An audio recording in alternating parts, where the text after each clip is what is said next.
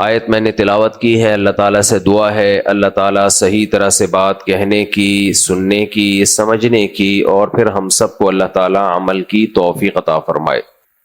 اللہ تعالیٰ نے قرآن مجید میں پچھلی امتوں کے واقعات بہت کثرت سے بیان کیے ہیں تاکہ ہمیں عبرت حاصل ہو اور یہ بات ہماری سمجھ میں آ جائے کہ اللہ تعالیٰ اپنی نافرمانی سے، گناہ سے بہت سخت ناراض ہوتا ہے۔ نبی صلی اللہ علیہ وسلم نے ارشاد فرمایا کہ میں تم میں سے، اور اگر بڑھا دیں تو زیادہ ثواب ملے گا، رمضان میں جو گلا ہے نا اس پہ ایکسٹرا بوجھ آ رہا ہوتا ہے۔ نبی صلی اللہ علیہ وسلم نے فرمایا کہ اللہ تعالیٰ فرمایا کہ میں تم میں سب سے زیادہ غیرت والا ہوں، اور فرمایا کہ اللہ مجھ سے بھی زیادہ غیرت والا ہے۔ اور اللہ کو غیرت اس وقت آتی ہے، اس کا غضب اس وقت جوش میں آتا ہے جب کوئی شخص اللہ کے حرام کردہ کاموں میں سے کسی کام کا ارتکاب کرے۔ اللہ کی ایک صفت ہے ان اللہ غفور الرحیم، اللہ معاف کرنے والا بھی ہے، رحم کرنے والا بھی ہے، لیکن یہ کس کے لیے ہے؟ ہمیشہ گمراہی پھیلتی ہے جب آپ کوئی قرآن کی ایک آیت یا ایک حدیث لے کے فیصلہ کرتے ہیں۔ جب بھی کسی حدیث کو بیان کرنا ہو اس کا مطلب نبی کی پوری سیرت کو سامنے رکھا جاتا ہے، پھر نبی کی سیرت کے ساتھ صحابہ کو بھی ایڈ کیا جاتا ہے، ملایا جاتا ہے کہ صحابہ نے اس کا مطلب کیا سمجھا۔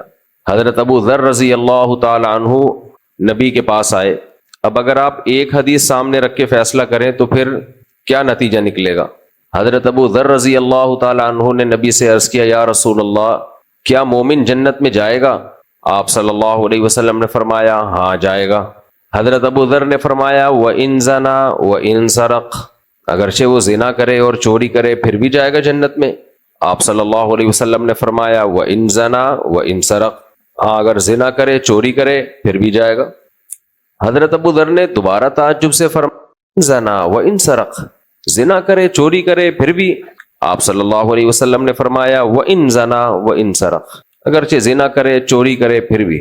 پھر حضرت ابو ذر کو تعجب ہوا وَإِن زَنَا وَإِن سَرَقَ، زنا کرے چوری کرے پھر بھی؟ تو نبی نے فرمایا وَإِن زَنَا وَإِن سَرَقَ، جی ہاں زنا کرے چوری کرے پھر بھی۔ اور ایک جملہ آپ صلی اللہ علیہ وسلم نے اور بڑھا دیا وَإِن رَغِمَ أَنْفُ أَبِي ذَرَّ، اگرچہ ابو ذر کی ناک خاک آلودہ ہو جائے، اگرچہ ابو ذر کو یہ جانا پسند نہ ہو، اگرچہ ابو ذر کو کتنی پریشانی ہو، لیکن مومن بہرحال جنت میں جائے گا۔ اب آپ بتاؤ اگر صرف اسی حدیث کو لیا جائے تو پھر آدمی کیا کہے گا؟ کیا ضرورت ہے بھائی، بس ایمان لے آئے کافر ہے، کافی ہے، شناختی کارڈ میں اپنے آپ کافی ہے، زنا بھی کرتے رہو چوری بھی کرتے رہو۔ اور اگر میں اتنی حدیث بیان کر کے چلا جاؤں تو سب سے پہلے چپلیں چوری ہوں گی۔ آپ لوگ جب واپس جانے لگو گے تو جس کو جو چپل اچھی لگے گی وہ پہنے گا۔ چور بھی کوئی اللہ نہ کرے یعنی اللہ کرے بیان میں بیٹھا ہوا ہو تو بائکیں گئیں، وہ کہے گا اچھا ہوا ہم تو پہلے سے ہی کر رہے تھے یہ کام۔ اس لیے نبی صلی اللہ علیہ وسلم کا ارشاد ہے بلغوا عنی ولو آیا، مجھ سے ایک بھی بات سنو تو آگے پہنچاؤ۔ لوگ اس حدیث کو آدھا نقل کرتے ہیں، لوگ اس حدیث کو آدھا۔ فرمایا رب حامل فقہ غیر فقیہ، پوری یوں ہے، یا دوسری حدیث کا ٹکڑا ہے، یہ مجھے بھی یاد نہیں کہ اسی حدیث کا حصہ ہے لیکن یا دوسری حدیث، لیکن ہے تو پیغمبر ہی کی نا۔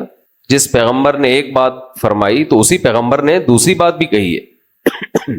فرمایا رب حامل فقہ غیر فقیہ، مجھ سے جب کوئی بات سنو پہنچاؤ ضرور، لیکن کچھ لوگ میری بات کا مطلب سمجھتے ہیں، کچھ لوگ غیر فقیہ ہوتے ہیں، ان کے اندر سمجھنے کی طاقت نہیں ہوتی، صلاحیت ہی نہیں ہوتی، لہذا ایسے لوگوں کو بات پہنچاؤ جو ہو سکتا ہے تمہیں اس کا مطلب سمجھا دیں۔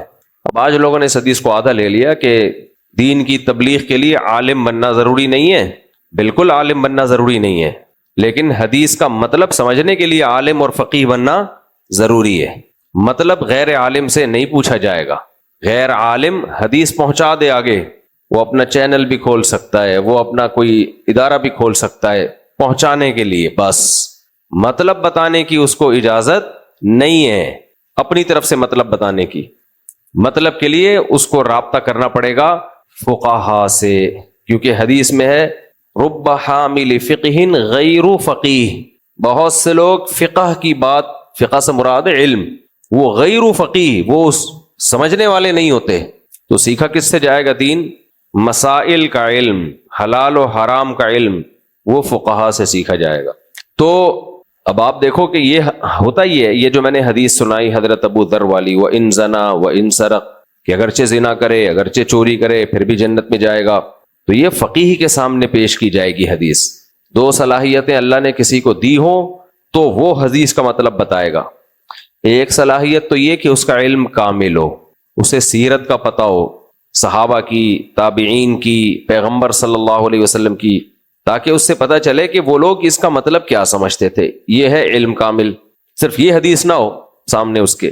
دوسری بات فہم کامل، فہم کامل، دماغ میں بات کو سمجھنے کی طاقت بھی ہو۔ اللہ تعالیٰ نے سب دماغوں کو ایک جیسا پیدا نہیں کیا، کچھ بڑے ذہین ہوتے ہیں، کچھ بے وقوف ہوتے ہیں، درمیانی درجے کے ہوتے ہیں، ذہین ہوتے ہیں، بات سے بات نکالتے ہیں۔ وہ دیکھو امام ابو حنیفہ رحمہ اللہ تعالیٰ کی رائے یہ ہے کہ جب غیر مسلم کنٹری نے آپ کے ملک پہ قبضہ کر لیا اور آپ کی تمام ملکیت پہ اس کا کنٹرول ہو گیا، تسلط ہو گیا، جیسے بر صغیر میں انگریز نے قبضہ کیا تھا ہندوستان پہ، تو جب کوئی غالب آ جائے گا تو تسلط کی وجہ سے اس کی ملکیت حاصل ہوگی، اگرچہ وہ ناجائز ہے، حرام ہے، لیکن اس کی ملکیت ہو جائے گی۔ مسلمان قبضہ کریں کسی کنٹری پہ تو مالک کون بن جائے گا؟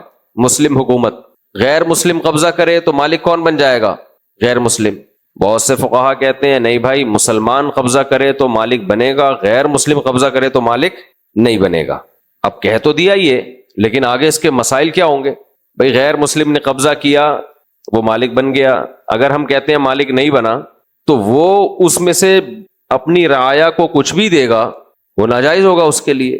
تو یہ حرام در حرام نسلوں میں چلے گا، پھر یہ ناجائز ہے، ناجائز ہونا الگ چیز ہے، ملکیت کا ثابت ہونا الگ چیز۔ تو انہوں نے کہاں سے نکالا یہ مسئلہ یہاں سے نکالا۔ قرآن کہتا ہے للفقراء الذین ہاجروا ہے، للفقراء المہاجرین، زکوٰۃ ان فقیروں کا حق ہے جنہوں نے ہجرت کر لی، مکہ سے ہجرت کر کے آئے۔ حالانکہ جب وہ ہجرت کر کے آئے تھے ان کی پراپرٹی بہت سو کی، مکہ میں بہت پراپرٹی تھی، لیکن اس پہ قبضہ کس کا ہو گیا تھا؟ مشرکین مکہ کا۔ تو امام حنیفہ کہتے ہیں کہ وہ ہجرت کر کے مکہ سے آئے، مالدار تھے، ان کی پراپرٹی پہ قبضہ ہوا غیر مسلموں کا۔ اور یہ قبضہ ہجرت ایسا نہیں ہو کہ کوئی انڈیا سے یہاں آ رہا ہے اور اس کے ماموں وہاں قبضہ کر لیں تو ہم کہیں جس نے قبضہ کیا وہ ہماری، یہ گورنمنٹ کی بات ہے، اور وہ بھی جب تسلط ہو، جنگ کے ذریعے۔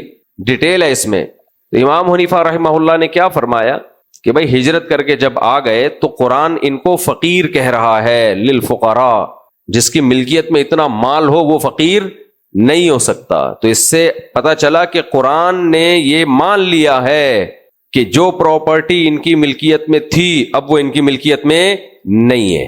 یہ ہر غیر مسلم کنٹری کے بارے میں نہیں ہے جس سے آپ کی جنگ ہو، اس کے بارے میں ہے۔ آپ امریکہ چھوڑ کر آئے، آپ نے وہاں پراپرٹی خریدی تھی، یہاں موو ہو گئے تو اس سے کچھ بھی نہیں ہوگا، کوئی بھی امریکی گورنمنٹ بھی لے لے گی تو مالک نہیں بنے گی۔ لیکن جن ملکوں سے آپ کی جنگ ہے، جو حربی ہیں، تو اب دیکھو کہاں سے انہوں نے استدلال کیا، للفقراء، کہ بھی قرآن ان کو فقیر کہہ رہا ہے۔ تو کچھ لوگوں کو اللہ نے صلاحیت دی ہے، وہ بات سمجھ لیتے ہیں، کچھ میں صلاحیت، کچھ درمیانے درجے کے ہوتے ہیں، کچھ بالکل بے وقوف ہوتے ہیں۔ اسی طرح حافظہ، کچھ لوگوں کا بلا کا حافظہ ہوتا ہے، کچھ کا ہوتا ہی نہیں ہے، 6 مہینے ان کو کوئی چیز بتاتے رہو یاد نہیں ہوتی ان کو۔ اور یہ ذہانت اور حافظہ یہ دو الگ الگ چیزیں ہیں۔ ضروری نہیں کہ جس کا حافظہ اچھا ہو وہ ذہین بھی ہو، ضروری نہیں کہ جس میں ذہانت ہو وہ حافظہ بھی اچھا ہو، اور بعض دفعہ دونوں چیزیں اللہ کسی کو دے دیتے ہیں، یہ گاڈ گفٹڈ ہوتی ہیں۔ تو نبی صلی اللہ علیہ وسلم کی حدیث کا کیا مطلب ہوا کہ جب کوئی حدیث سنو تو فقیہ سے پوچھو، سمجھدار لوگوں سے اس کا مطلب پوچھو، اور دوسری حدیثوں سے پتہ چلتا ہے جن کے پاس علم بھی کامل ہو۔ اب ہوتا یہ ہمارے ہاں بعض لوگ اللہ کی رحمت کا نقشہ کھینچتے ہیں ایسا کہ انسان گناہوں پر جری ہو جاتا ہے، وہ گناہ کرنے لگتا ہے۔ وہ والی حدیثیں بتائیں گے جن میں اللہ کی رحمت، گناہوں کی معافی، 27ویں رات کو گئے تو سب معاف، رمضان کے روزے رکھ لیے تو سب معاف، یہ کر لیا تو معاف، وہ کر لیا تو معاف۔ بھائی یہ ایک رخ کی حدیثیں آپ دنیا کو دکھا رہے ہو۔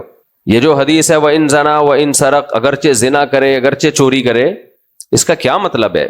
حضرت ابو ذر رضی اللہ تعالیٰ عنہ بہت پرہیزگار صحابی تھے، بہت پرہیزگار. آپ کے بارے میں مشہور تھا کہ حرام تو دور کی بات، ناجائز تو دور کی بات، جو حلال کام ہے نا نعمت کے، وہ آپ نے وہ بھی چھوڑ دیے تھے. آپ پیون زدہ کپڑے پہنتے تھے، آپ مرغن غذائیں نہیں کھاتے تھے، اکثر فاقوں سے رہتے. تو ایک صحابی جو تقوی کے اس لیول پہ ہو، جن کے بارے میں نبی صلی اللہ علیہ وسلم کو معلوم ہو کہ میں ان کو اس انداز سے بات سمجھاؤں گا تو یہ پھر بھی زنا کے کبھی بھی قریب نہیں پھٹکیں گے، اور نہیں پھٹکے کبھی بھی. اور چوری بھی سوال ہی پیدا نہیں ہوتا، سوال ہی پیدا نہیں ہوتا کہ کبھی یہ چوری کریں. یہی وجہ ہے کہ اس حدیث سننے کے بعد بھی حضرت ابو ذر رضی اللہ تعالیٰ عنہ کا تقوی بہت اعلیٰ تقوی تھا. اتنی دنیا سے بے رغبتی آپ کی طبیعت میں تھی کہ حضرت عمر رضی اللہ تعالیٰ عنہ نے آپ کو اپنے دور خلافت میں مشورہ دیا تھا، آپ لوگوں سے الگ تھلگ رہیں، آپ لوگوں میں رہنے کے لائق نہیں ہیں، کیونکہ آپ کی باتیں بہت ہائی لیول کی ہیں، تو آپ الگ تھلگ رہیں. ایک ملحد نے اس حدیث پہ اعتراض کیا کہ دیکھو تمہارے پیغمبر صلی اللہ علیہ وسلم تو کہہ رہے ہیں زنا کرو، چوری کرو، پھر بھی جنت میں، بھی کیا معاذ اللہ سکھایا جا رہا ہے؟ تو میں نے اس کا جواب یہ دیا کہ جن کو بتایا جا رہا ہے انہوں نے اس کے بعد کبھی زنا کیا، کبھی چوری کی، بلکہ ان کے تو تقوی کا لیول اور زیادہ بڑھ گیا. کسی کی بات کا مطلب وہ زیادہ اچھا سمجھتا ہے جس کو بتایا جا رہا ہو، یا کوئی دوسرا اچھا سمجھتا ہے جس سے براہ راست خطاب ہو. سوال پیدا ہوتا ہے بھائی پھر نبی نے حضرت ابو ذر سے یہ فرمایا کیوں؟ حضرت ابو ذر تقوی کے اس لیول پہ تھے کہ ان کا خیال یہ تھا کہ اگر کوئی شخص مومن ہے اور گناہ کر لے تو اب نہ بخشش ہو سکتی ہے اور نہ کبھی سزا کھانے کے بعد جہنم سے نکلے گا، کیونکہ گناہ کی نفرت ان کے دل میں بہت زیادہ تھی. تو نبی صلی اللہ علیہ وسلم کا مقصد گناہ کی نفرت ختم کرنا نہیں تھا، نبی صلی اللہ علیہ وسلم کا مقصد ایمان کی اہمیت جتلانا، کہ جتنا بھی گناہ گار ہو ایمان کی نیکی تو ہے نا اس کے اندر، اس میں اور کافر میں اگر کوئی فرق ہی نہ ہو کہ کافر بھی ہمیشہ جہنم میں جلے اور مومن بھی ہمیشہ جہنم میں جلے، تو یہ کیسی بات ہے کہ تم اس کے زنا اور چوری کو تو کاؤنٹ کر رہے ہو اور اس بیس پہ کوشش کر رہے ہو جہنم میں جائے، لیکن اس کے اندر جو ایک نیکی ہے، اللہ پہ اس کے رسول پہ ایمان رکھتا ہے، اس نیکی کو کوئی ویلیو دے ہی نہیں رہے ہو، تو جائے گا جنت میں. ہاں دوسری حدیثوں میں آپ نے بتا دیا، قرآن نے بھی بتا دیا کہ سزا کھانے کے بعد جائے گا، سزا کھانے کے بولو نا کیا ہو گیا بھائی، بعد جائے گا. اور وہ سزا ہلکی سزا نہیں ہے، دنیا میں بھی ہے آخرت میں بھی ہے. دنیا میں کیا سزا ہے زانی کی؟ 100 کوڑے. کتنے کوڑے؟ صرف 100. اور شادی شدہ زانی کی کیا سزا ہے؟ پتھروں سے مار کے اس کو سنسار کیا جائے، جب تک مکمل مر نہیں جاتا پتھروں سے مارا جائے اس کو. اور آخرت میں سزا اس سے بھی زیادہ سخت ہے. نبی نے معراج کی رات میں دیکھا کہ کچھ لوگ برہنہ مرد اور عورتیں آگ میں جل رہے ہیں، آگ کے شعلوں کے ساتھ اوپر جاتے ہیں. آپ نے جبریل سے پوچھا یہ کون لوگ ہیں؟ فرمایا آپ کی امت کے زنا کرنے والے مرد اور عورتیں، آپ کی امت کے. جس سے زنا کیا اسی کے ساتھ اللہ نے آگ میں ڈال دیا بغیر لباس کے. تو اس حدیث میں نبی نے بتا دیا کہ مومن جنت میں جائے گا ہر قیمت پہ، چاہے وہ کبیرہ گناہ کا مرتکب ہو. کب جائے گا یہ نہیں بتایا. تو حضرت ابو ذر کا کانسیپٹ کیا تھا کہ ان کو گناہ سے اتنی زیادہ نفرت تھی، اتنی زیادہ نفرت. تو آپ صلی اللہ علیہ وسلم نے فرمایا گناہ سے بہت نفرت کرو لیکن نیکی سے بہت محبت بھی تو کرو. ایمان کوئی کم درجے کی نیکی نہیں ہے. اللہ کو ماننے والے اور نہ ماننے والے برابر ہو، یہ کیسے ہو سکتا ہے بھائی؟ آج ہمارا ایک سیکولر لبرل طبقہ وہ بھی یہ سوال کرتا ہے کہ لو بھائی انگریز اتنے اچھے پھر بھی یہ مسلمان کہتے ہیں کافر جہنم میں جائے گا، اور خود کیا حال کیا ہوا ہے کراچی کا، نہ بات کرنے کی تمیز نہ اخلاق، اور جو چوریاں چکاریاں مارکیٹ میں چل رہی ہیں، اور یہ پھر بھی کہاں جائیں گے؟ جنت میں. تو بھائی جنت بنائی کس نے ہے؟ بولتے کیوں نہیں؟ اللہ نے. جہنم بنائی کس نے ہے؟ اللہ نے. تو اللہ اپنے ماننے والوں اور نہ ماننے والوں میں فرق نہیں کرے گا. سب سے بڑی نیکی تو یہ ہے جس نے جو پیدا کرنے والا ہے اس کو مانو تو صحیح. ایک باپ ہے جس کے 2 بیٹے ہیں، ایک خدمت گزار ہے ایک نافرمان ہے. وہ مانتا ہے کبھی نہیں مانتا. باپ کو محبت نافرمان سے ہوگی یا فرما بردار سے ہوگی؟ فرما بردار سے. لیکن ایک دن کیا ہوا، باپ نے کہا میں جائیدادیں دونوں کے نام کر دوں, میں دنیا سے جانے والا ہوں, تو اب چلو ان دونوں کے نام جائیدادیں کر دوں, کیا میرے مرنے کے بعد پڈا ہوگا, ان کو ہینڈ اوور کر دوں. تو باپ نے الگ الگ بلایا, ایک کو جو پہلا والا ہے جو نافرمان تھا اس کو بلایا کہ بیٹا تم میرے بیٹے ہو, میں جائیداد تمہارے نام کرنے والا ہوں. بڑا خوش ہو گیا, سبحان اللہ, ابا ہم تو نافرمان ہیں. دوسرا آیا, میں پہلے یہ نہیں کہا میں تمہارے نام جائیداد کرنے والا ہوں, پہلے میں کہا کہ بیٹا تم بھی میرے بیٹے ہو. اس نے کہا, یہی جملہ روک دیا, نہ ہم تو نہیں مانتے آپ کو ابا. اچھا, اس کو آگے نہیں پتا تھا کہ کیا پیشکش ہونے والی ہے. کہہ رہے ہم تو آپ کو اپنا ابا مانتے ہی نہیں. بیٹا پھر کون ابا ہے؟ ابا ان بحثوں میں کچھ بھی نہیں رکھا ہوا, سائنسی ترقی کرو, روڈ بناؤ, کون باپ ہے یہ پہچاننے کی کوئی ضرورت نہیں. ہو سکتا ہے مے بی آپ ہو, مے بی یعنی پاسبل ہے کہ کون ہو سکتا ہے آپ ہو. تو بیٹا تحقیق کر لو کون ہے تمہارا باپ, میرے بارے میں ہی تحقیق کر لو کہ میں ہوں کہ نہیں ہوں. یہ فضول چیز ہے, یہ مولویوں نے اس چکروں میں ڈالا ہوا ہے. سائنس اصل چیز کیا ہے؟ سائنس. ابا اس سے کیا ثابت ہو جائے گا اگر آپ میرے ابا ہیں, میرے اسکول میں کالج میں نمبر اچھے آ جائیں گے, ہے بھائی. اصل چیز ہے ابا اخلاقیات, بات انسان تمیز سے کرے. دیکھیں آپ جب بھی کوئی کام کہتے ہیں میں کر دیتا ہوں, اگرچہ آپ غفار بھائی ہیں, آپ میرے ابا, میں آپ کو ایک غفار صاحب کی حیثیت دیتا ہوں, ڈیڈی پاپا کی حیثیت میں آپ کو نہیں دیتا. ابا کہہ رہا ہے بیٹا تجھے اگر کوئی کنفیوژن ہے کہ میں تیرا باپ نہیں ہوں تو میں تجھے ڈی این اے رپورٹ دینے کے لیے تیار ہوں, میں نادرا کے کاغذات دکھانے کے لیے تیار ہوں. ابا میرے پاس ان چیزوں کا ٹائم نہیں ہے کہ کون میرا باپ ہے کون میری ماں ہے, یہ چھوڑو, ان چیزوں میں کچھ بھی نہیں رکھا ہوا. انسان کو بندہ صحیح ہونا چاہیے. کیا ہونا چاہیے؟ بندہ صحیح ہونا چاہیے. اخلاقیات اعلیٰ, اچھے اخلاق ہونے چاہیے, اس کو اخلاق اچھے ہونے چاہیے, اخلاق بہت ضروری ہیں. بات کرے تو نائس ٹو میٹ یو ہونا چاہیے, بات تھینک یو سے شروع کرے اور تھینک یو پہ بولیں آپ لوگ, تھینک یو پہ ختم. اس کے اندر انسانیت ہونی چاہیے, انسانیت کا رشتہ پہلے ہے سب سے پہلے. ابا ہم سب کیا ہیں؟ انسان.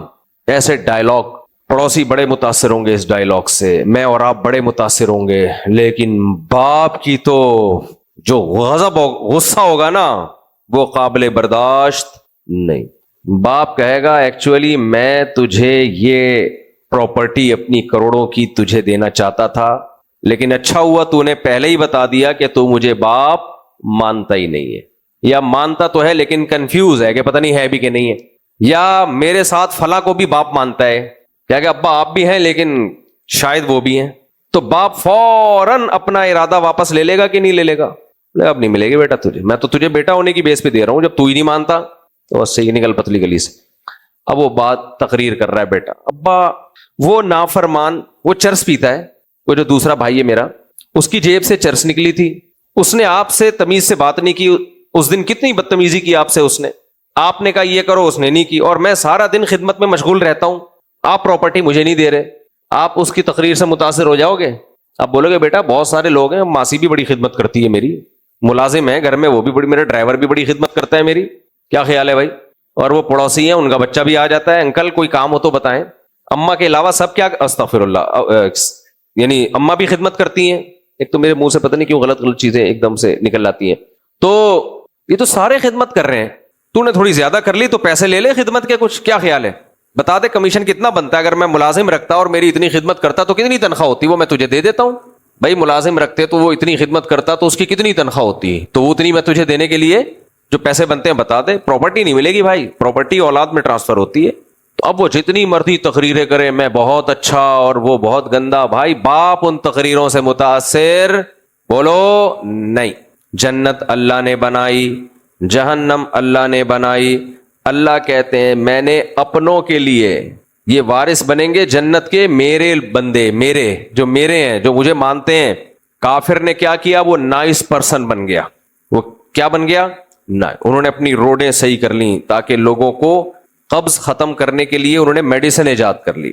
ہم روڈ صحیح نہیں کرتے تاکہ قبض, ویسے اب اچانک کراچی کی روڈیں صحیح ہو گئی نا, پیٹ کی بیماریاں بڑھیں گی, یہ ذہن میں رکھنا, کیونکہ اب لوگ, ہمارا معدہ ان کھڈوں کے حساب سے سیٹ ہو چکا ہے. ہاں حقیقت ہے, انسان کی باڈی یوز ٹو ہو جاتی ہے. ایک دم سے نہیں بنے یہ روڈ, اگر ایک دم سے روڈ بن گئے تو بہت مسائل کھڑے ہو جائیں گے, وہ زیادہ خطرناک ہے قبض. گورنمنٹ کو چاہیے ایک روڈ کا ایک کھڈا صحیح کرے, پھر 1 سال مہلت دے, لوگ اس کے عادی ہوں, پھر دوسرا, ایسے آہستہ آہستہ ہوگا. یہ بھی نہیں, نہیں, کام آہستہ آہستہ بھی نہیں ہوگا. ہماری روڈ کھد گئی تھی, گیس لائنیں ڈالی ہیں, اس کے اوپر اب مٹی لا کے ڈال دی, تو جو تھوڑا سا روڈ باقی بچا تھا اس سے بھی گئے الحمدللہ. پتہ نہیں کتنی صدیاں بیت جائیں گی, اب یہاں سڑک ڈلے گی. خیر, گاؤں کا مزہ لے رہے ہیں کراچی میں الحمدللہ. بھی کراچی کی اچھی بات ہے کہ شہر ہے, وہ دنیا کے بڑے ترین شہروں میں سے ایک شہر ہے, لیکن اس میں مزہ کس کا ہے؟ گاؤں کا. تو خیر, تو اب مجھے ایک بات بتاؤ کہ یہ کیا بات ہے, باپ تو فوراً وراثت سے محروم کرے گا اس کو, تو قیامت کے دن کافر کے ساتھ بھی ایسا ہی ہوگا. اللہ جب جنت دے گا ایمان والوں کو تو کافر کہے گا کہ مجھے کیوں نہیں ملی. اللہ کیا کہے گا, تو مانتا کب تھا جنت کو؟ تو مانتا کب تھا کہ اللہ نے اپنے بندوں کے لیے جنت بنائی ہے؟ تو ایک ہی رٹ لگاتا تھا, اذا متنا وکنا ترابا وعظاما انا لمبعوثون. کیا بھلا ہم جب مر گئے, مٹی ہو کے ختم ہو گئے, تو کیا ہمیں دوبارہ زندہ کیا جائے گا؟ یہ ہماری عقل میں نہیں آتا. اللہ کہتا ہے میں نے قرآن میں اتنا سمجھایا, یا ایھا الناس ان کنتم فی ریب من البعث, اے لوگو تمہیں اگر سمجھ میں نہیں آتا کہ ہم تمہیں دوبارہ زندہ کریں گے, تو دیکھو ہم نے پہلی دفعہ کیسے بنایا. انا خلقناکم من تراب, ہم نے تمہیں مٹی سے بنایا. ثم من نطفہ, اس مٹی کو پانی میں منی کے قطروں میں منی میں تبدیل کیا, کیسے خدا کی قدرت ہے. ثم من مضغہ, پھر ماں کے رحم میں اس منی کو ہم نے علقہ, ہم نے اس کو جمے ہوئے خون میں تبدیل کیا. ثم من مضغہ, پھر اس جمے ہوئے خون کو ہم نے گوشت بنایا. یہ ساری قدرت کے کرشمے تم اپنی آنکھوں سے دیکھ رہے تھے.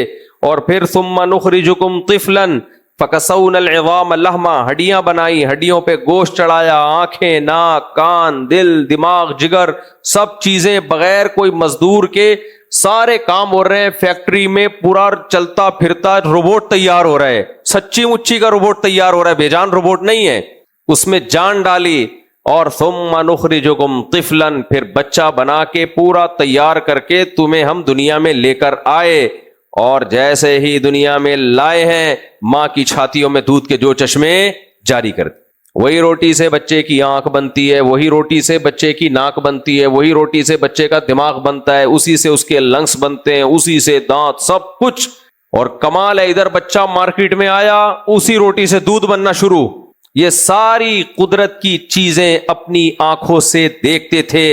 اور پھر جب پیغمبر کہتے کہ موت کے بعد وہی رب جس نے تمہیں پہلی دفعہ پیدا کیا دوبارہ پیدا کرے گا, تو کہتے تھے سائنسدان اس بات کو نہیں مانتے. سائنس میں کہیں نہیں لکھا بھائی ہے. نیوٹن اس ٹائپ کی کوئی بات کر کے بولو, آج یہی مسلط ہو گئی ہے نا لوگوں پہ, ہم تو سائنس مانتے ہیں. سائنس میں ایسا کچھ بھی نہیں ہے بھائی. ہماری یونیورسٹی کے پروفیسر صاحب نے تو ایسی کوئی بات ہمیں نہیں بتائی. تو اللہ کہے گا کہ تم مجھے مانتے نہیں تھے, میری باتوں پہ یقین نہیں کرتے تھے. جب تمہیں کہا جاتا تھا کہ تمہارا کوئی رب ہے جس نے تمہیں بنایا ہے, وہ ہے جو آسمانوں سے بارشیں برساتا ہے, یہ سارا نظام بنایا ہوا کس کا ہے؟ اس کا ہے. وہ ہے فالق الحب والنوا. یہ کھجوروں کی اور آم کی گٹلی میں سافٹ ویئر آٹومیٹیکلی انسٹال نہیں ہو گئے. یہ ایوالو ہونے کا نتیجہ نہیں ہے کہ کروڑوں سال میں آم کی گٹلی نے خود سے اپنے آپ کو ایسا بنا لیا کہ آپ زمین میں ڈالو, اس سے درخت نکلے گا, درخت بڑا ہوگا, پھر پھول پیدا ہوں گے, ان پھولوں پہ تتلیاں آ کے بیٹھیں گی, نر مادہ پھولوں کا ملاپ ہوگا, اس سے پھل پیدا ہوگا, پھر وہ پکے گا, پھر جب اسے توڑو گے تو ویسی گٹلی اس کے اندر دوبارہ. یہ کسی اتفاقی حادثے کا نتیجہ نہیں تھا. اور قرآن بار بار کہہ بھی رہا ہے کہ یہ اتفاقی حادثہ نہیں ہے, یہ کوئی ذات ہے جس نے یہ کام کیا ہے, خود بخود نہیں ہو سکتا. تو تم کہتے تھے ڈارون ان باتوں پہ بلیو نہیں کرتا. ڈارون نے کہا ہے کہ یہ خود بخود ہوا ہے. وہ جو سائنسدان ہیں امریکہ کے, جاپان کے, وہ پاگل ہیں, وہ پاگل ہیں. اگر وہ پاگل ہوتے تو چاند پہ پہنچتے. وہ چونکہ پاگل نہیں ہے لہذا یہ خود بخود ہوا ہے. آئی بات سمجھ میں؟